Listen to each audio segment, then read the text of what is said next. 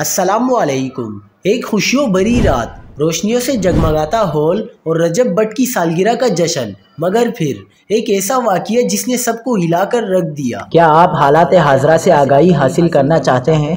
खबर के पीछे छुपे असल हक़ाइक़ जानना चाहते हैं? तो अभी सब्सक्राइब कीजिए दिलमिल पाकिस्तान को और साथ ही घंटी के निशान पर क्लिक कर दें।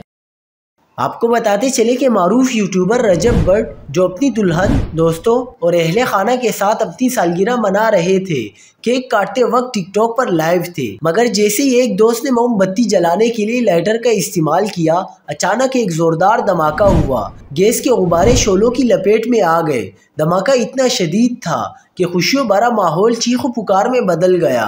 लोग इधर उधर भागने लगे और रजब के कुछ दोस्त मामूली जख्मी हो गए।